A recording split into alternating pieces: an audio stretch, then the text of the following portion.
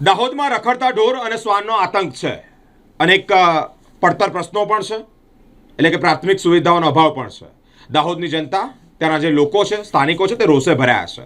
જિલ્લા પ્રમુખ, કોંગ્રેસ જિલ્લા પ્રમુખ તેમની વારે આવ્યા છે અને તેઓ ઉપવાસ પર ઉતર્યા છે. ચીમકી પણ ઉચ્ચારી છે કે જ્યાં સુધી પ્રાથમિક સુવિધાઓ સ્થાનિકોને નહીં મળે ત્યાં સુધી આ ઉપવાસ યથાવત રહેશે. અલગ અલગ રીતે કોંગ્રેસના કાર્યકર્તાઓની સાથે જિલ્લા પ્રમુખ રોષે ભરાયા છે, ઉપવાસ કર્યા છે. પ્રાંત અધિકારી કચેરી ખાતે કોંગ્રેસના કાર્યકર્તાઓ અને જિલ્લા પ્રમુખ પહોંચ્યા છે. ચીમકી પણ ઉચ્ચારી છે કે યોગ્ય નિરાકરણ નહીં આવે ત્યાં સુધી આ ઉપવાસ યથાવત રહેશે. સાથે જ પ્રાથમિક સુવિધાઓ સ્થાનિકોને આપવામાં આવે, પ્રાંત અધિકારીને આવેદનપત્ર આપી અને ચીમકી પણ ઉચ્ચારી છે. આપણા દાહોદ શહેરમાં હજુ પણ રખડતા ઢોર, રખડતા કૂતરાઓ અને રખડતા જે પ્રાણીઓ છે એમનો ત્રાસ વર્તાઈ રહ્યો છે. આજે પણ આપણે જોઈએ તો કોઈ પણ પ્રકારની એવી એજન્સીની નિમણૂક નથી કરી કે જે આ રખડતા પ્રાણીઓને પકડે છે. આપણા દાહોદના ધારાસભ્યશ્રી કે જે નગરપાલિકા ચોકમાં મોટી સ્ક્રીન મૂકીને લોકોને ક્રિકેટ મેચ બતાવે છે, મારે એમને પ્રશ્ન છે કે તમે લોકોને આ મોટી સ્ક્રીન મૂકીને દાહોદ નગરપાલિકાનો હિસાબ બતાવો, દાહોદનો વિકાસ બતાવો. આપણા દાહોદના સાંસદ સભ્યશ્રી જે ઢોલ મેળામાં ઢોલ વગાડે છે, પણ દાહોદની પ્રજાજનોના પ્રશ્નો તેઓ સાંભળતા નથી. આપ જુઓ, ભારતીય જનતા પાર્ટીના શાસનમાં દરેક ગ્રામ્ય વિસ્તારમાં, દરેક તાલુકામાં, દરેક મોટા શહેરો અને દરેક જિલ્લાઓમાં કમલમ એમના હાઉસ બનેલા છે. તો જો આ રખડતા ઢોર, રખડતા પશુઓ અને રખડતા કૂતરાઓની તમારી પાસે જગ્યા ના હોય તો આ કમલમમાં મૂકો. આટલા બધા કમલમ આપણા રાજ્યમાં ખુલેલા છે અને દેશભરમાં ખુલેલા છે. જ્યારે આનો હિસાબ માંગવા માટે જઈએ છીએ ત્યારે ભારતીય જનતા પાર્ટીના કાઉન્સિલરશ્રીઓ કોઈ જવાબ આપતા નથી.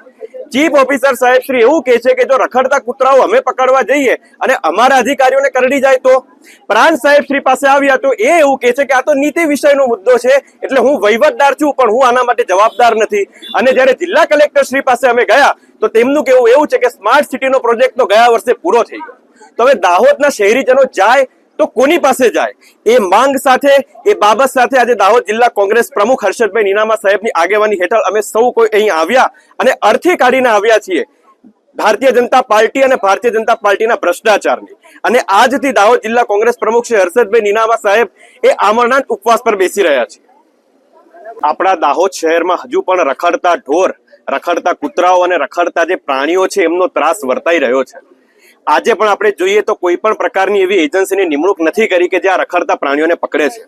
આપણા દાહોદના ધારાસભ્યશ્રી કે જે નગરપાલિકા ચોકમાં મોટી સ્ક્રીન મૂકીને લોકોને ક્રિકેટ મેચ બતાવે છે, મારે એમને પ્રશ્ન છે કે તમે લોકોને આ મોટી સ્ક્રીન મૂકીને દાહોદ નગરપાલિકાનો હિસાબ બતાવો, દાહોદનો વિકાસ બતાવો. આપણા દાહોદના સાંસદ સભ્યશ્રી જે ઢોલ મેળામાં ઢોલ વગાડે છે, પણ દાહોદની પ્રજાજનોના પ્રશ્નો તેઓ સાંભળતા નથી. આપ જુઓ, ભારતીય જનતા પાર્ટીના શાસનમાં દરેક ગ્રામ્ય વિસ્તારમાં, દરેક તાલુકામાં, દરેક મોટા શહેરો અને દરેક જિલ્લાઓમાં કમલમ એમના હાઉસ બનેલા છે. તો જો આ રખડતા ઢોર, રખડતા પશુઓ અને રખડતા કૂતરાઓની તમારી પાસે જગ્યા ના હોય તો આ કમલમમાં મૂકો. આટલા બધા કમલમ આપણા રાજ્યમાં ખુલેલા છે અને દેશભરમાં ખુલેલા છે. જ્યારે આનો હિસાબ માંગવા માટે જઈએ છીએ ત્યારે ભારતીય જનતા પાર્ટીના કાઉન્સિલરશ્રીઓ કોઈ જવાબ આપતા નથી. ચીફ ઓફિસર સાહેબ શ્રી એવું કહે છે કે જો રખડતા કૂતરાઓ અમે પકડવા જઈએ અને અમારા અધિકારીઓને કરડી જાય તો. પ્રાંત સાહેબ શ્રી પાસે આવ્યા તો એ એવું કહે છે કે આ તો નીતિ વિષયનો મુદ્દો છે, એટલે હું વહીવટદાર છું પણ હું આના માટે જવાબદાર નથી. અને જ્યારે જિલ્લા કલેક્ટર શ્રી પાસે અમે ગયા તો તેમનું કહેવું એવું છે કે સ્માર્ટ સિટીનો પ્રોજેક્ટ તો ગયા વર્ષે પૂરો થઈ ગયો. તો હવે દાહોદના શહેરીજનો જાય તો કોની પાસે જાય? એ માંગ સાથે, એ બાબત સાથે આજે દાહોદ જિલ્લા કોંગ્રેસ પ્રમુખ હર્ષદભાઈ નીનામા સાહેબની આગેવાની હેઠળ અમે સૌ કોઈ અહીં આવ્યા અને અર્થી કાઢીને આવ્યા છીએ ભારતીય જનતા પાર્ટી અને ભારતીય જનતા પાર્ટીના ભ્રષ્ટાચારની. અને આજથી દાહોદ જિલ્લા કોંગ્રેસ પ્રમુખ શ્રી હર્ષદભાઈ નીનામા સાહેબ એ આમરણાંત ઉપવાસ પર બેસી રહ્યા છે. આ નનામી અમે ભારતીય જનતા પાર્ટીની અને નગરપાલિકાની નનામી કાઢી. છેલ્લા 35 વર્ષથી ભારતીય જનતા પાર્ટી દાહોદમાં રાજ કરે છે, પરંતુ આ દિવસ સુધી રખડતા ઢોર અને રખડતા કૂતરાઓનો ઉપદ્રવ ગયો નથી.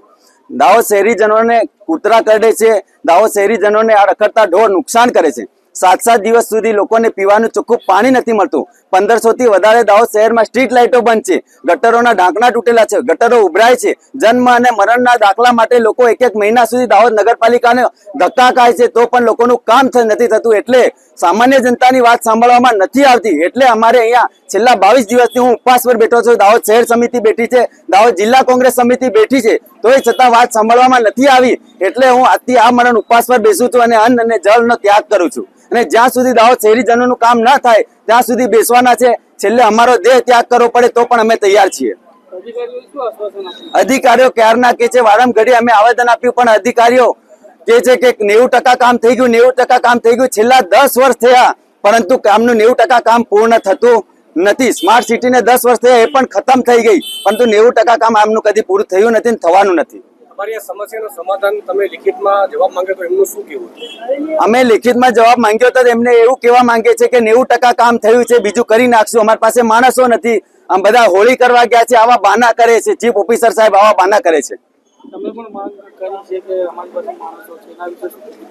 મેં એમને કીધું છે કે અમારા માણસો પકડી લેશે, તમે એક ચીફ ઓફિસર મૂકો અને પાંજરું આપો, અમારા માણસો પકડશે. અને ગૌશાળા માટે તમને માણસો નહીં મળતા હોય તો અમારા દાહોદ શહેરીજનો અમારી પાસે ઘણા માણસો છે, મફત અમે ગૌશાળા બનાવવા લાગ્યા, પણ એનું તાત્કાલિક ધોરણે કામ પૂર્ણ કરો ને મને લેખિતમાં આપો કે અમે સ્ટ્રીટ લાઇટો આટલા દિવસમાં રિપેર કરી દેશું, ગટરો આટલા દિવસમાં સાફ કરી નાખશું, કૂતરા અને ઢોરો આટલા દિવસમાં પકડી દેશું, એમ લેખિતમાં તમે આપો, પછી અમે ત્યાંથી ઉભા થશું એવું મેં કીધું છે.